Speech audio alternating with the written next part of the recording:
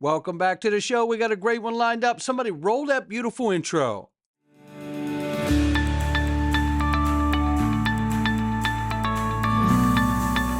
Digital Perspectives with Brad Kimes. Come on in.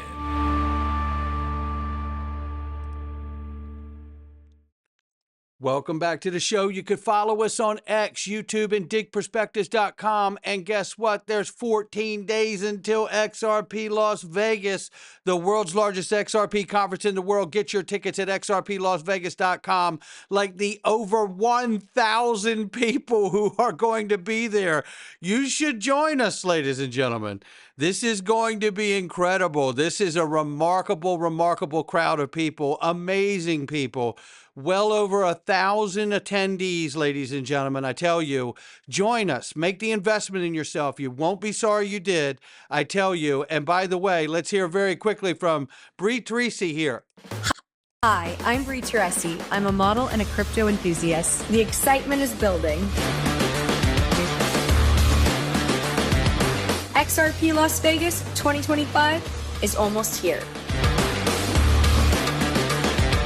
Learn more about the evolution of finance and Web3 from top industry leaders.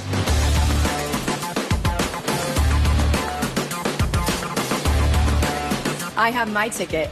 Do you have yours? Now's the time to get your ticket at xrplasvegas.com and check out the conference agenda. Also, builders and developers will have a shot at $25,000 in prize money with the best Web3 project ideas in a Shark Tank-like pitch.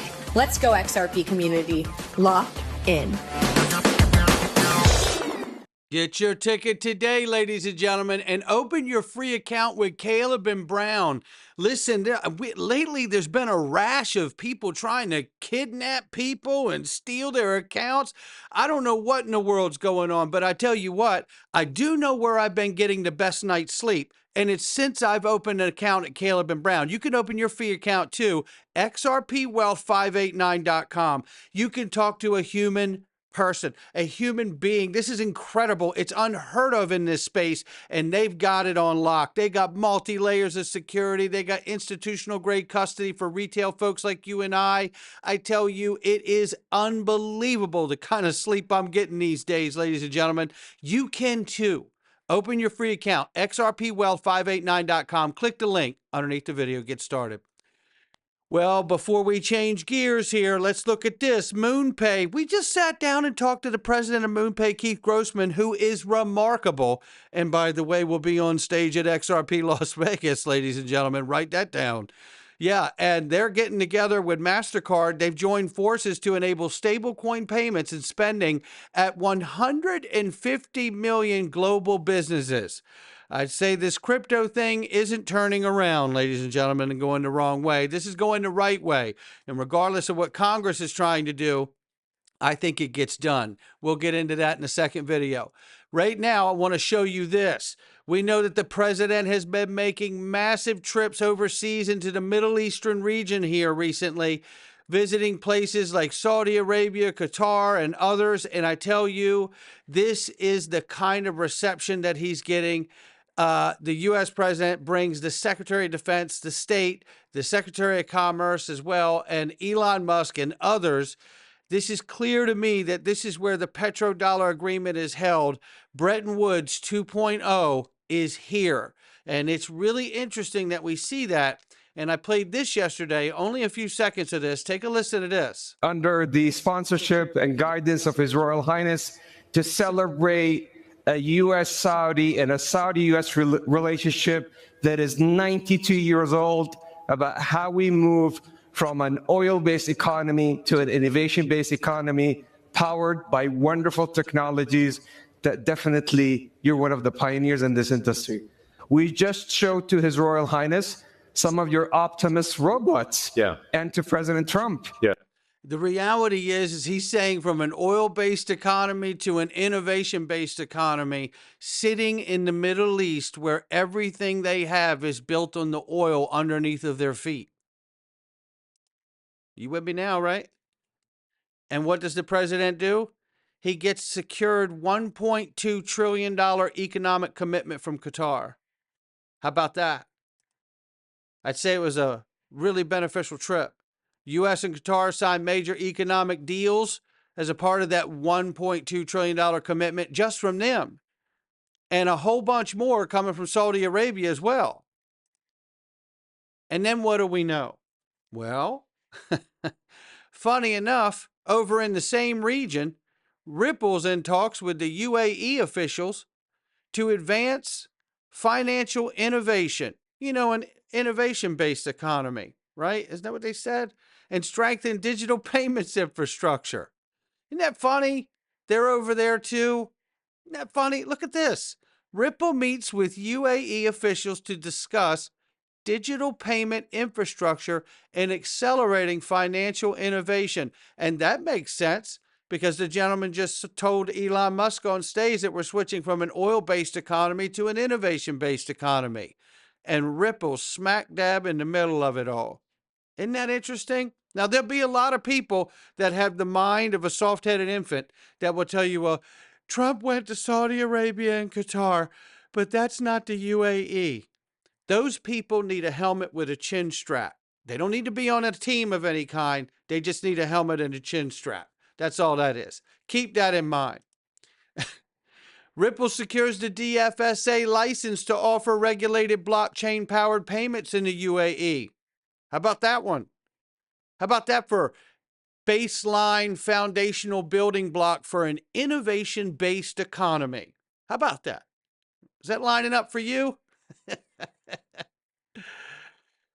And here is Reese Merrick from Ripple securing that DFSA license to offer regulated crypto payments from the DIFC, becoming the first blockchain-enabled payments provider licensed by the DFSA. Come on in, ladies and gentlemen. I absolutely love where this is going, and we're speculating, but I love where this is going. Why? Because when I think about President Trump being over in the Middle East area, obviously I fall back to the petrodollar agreement. When I see Ripple in the same region becoming the first blockchain-enabled payments provider licensed by the DFSA, when I see people telling Elon Musk on stage and setting the narrative for the conversation of that session that we're switching from an oil-based economy to an innovation-based economy, being said on stage from within a country that has made its money off of oil. What I'm seeing here is remarkable. It is a Brenton Woods 2.0. It is a paradigm shift in the economy, the monetary system, and how we do trade, right?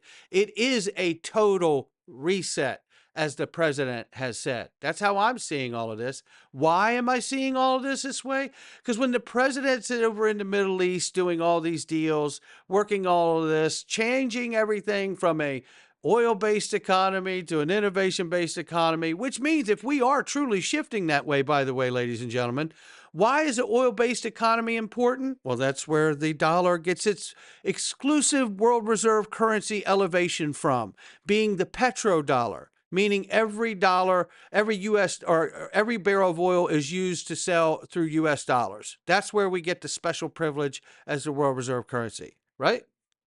But that's changing. And because that's changing, I find it remarkable that we see Ripple in the tailwinds of all of this change. And remember, who did the president have dinner with again? As soon as he got in office, who did he have dinner with? I believe it was Beef Bourguignon. And then there was somebody in the community that was smart enough to dig down on it and know that that's an old symbolistic dinner choice, a meal choice for when people have struck a deal that all parties are happy with, right? Pretty remarkable. I don't know. We're speculating, right? But what if XRP would become so important? What if I had a chance and the privilege and the honor to be on Paul Barron's show yesterday, who, by the way, will have a massive presence at XRP Las Vegas. I am a massive fan and supporter of Paul Barron and the work that he's doing. And it was an honor to speak with him yesterday. But I hit him with a what if, and here it is. What if What if the government decides this technology is so good, Paul, that they say, you know what, we actually want to hold XRP in a digital asset stockpile where they can, obtain it and sell it, but they have to acquire it in a budget neutral way. So what if they start offering U.S. Treasury digital asset bonds for Bitcoin, XRP, ADA, U.S. domiciled assets, like wartime bonds, right? Yep. And then let the people buy them, they acquire them budget neutral, but better than that, the U.S. Treasury could deem it so important, or the government could come in, and every month when the XRP escrow comes out, they could buy it, issue Ripple U.S. Treasury bonds, which they need to mint real USD, and then take the XRP, put it in the digital asset stockpile, and then control the price the same way they do oil. Well, this is the thing. Yeah, that's a reset. Yeah, this is what Trump is talking about, is getting a reset, even with China, if you look at the reset of trade agreement. But of course, China being one of the largest holders of U.S. Treasuries, all of this plays into weakening other countries into almost in a back way, I won't say a backhanded way, but definitely a strategic way to get them to hold U.S. Treasuries via stablecoins that are now going to be proliferated around 70, 80 countries, maybe by year end. So this stablecoin bill is very important, and it's so important. I think, August, of course, is the deadline. We're going to be watching that very closely. We'll probably be talking about this out there at the XRP Las Vegas event. So if you guys aren't going, you pay attention, because there's going to be a lot of stuff that comes out of there for sure. No doubt about it. Get your ticket, XRPLasVegas.com. And I want to hit you with this egg rag crypto chart right here. This is the OG in the house. Listen, I love the way he lays his charts out. It's remarkable. But he does this. He breaks it all down and says, let me give you some calculations to determine the potential price of XRP USD if Bitcoin reaches certain price watermarks, right? And here is the breakdown he has. So this is cool, and I love this. It hits the Fibonacci targets, so this is where he puts it. These are potential targets, by the way, right? Bitcoin hits 150,000, we could see a $10 plus XRP, right? Or we could see even a change and it go to $14 at 150,000. You could also see a $21 XRP if in the 150,000 range. This all depends on Fibonacci levels, right? 160,000 gives you three price ranges. You could see $11 to $22. And then from 175,000 range, you can see different fib levels here hitting $12 to $24. So I love the way he breaks down these macro ranges like this, because for me, sometimes it's much easier to say, forget about what you think XRP can go to, correlate it to what do you think Bitcoin can go to, right? And sometimes it's easier to think about a different asset and where it may go than the actual one you're really focused heavily on. And I mean, look, I think all of these price ranges here for Bitcoin are absolutely possible this year, 150 to 175. I don't think any of that's off the table.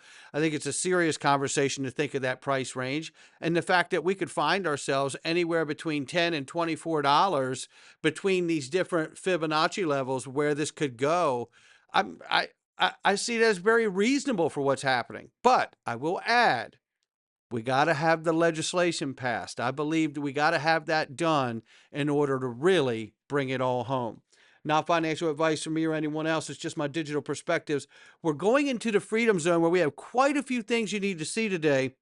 One of the things we're going to tackle here is feudalism 2.0, the serfs versus the lords. And by the way, it's not good. We're the serfs. But you're going to want to join us to find out how to not be a serf. I can tell you that much. We're going in right now. Again, not financial advice from me or anyone else. Come on in. All right.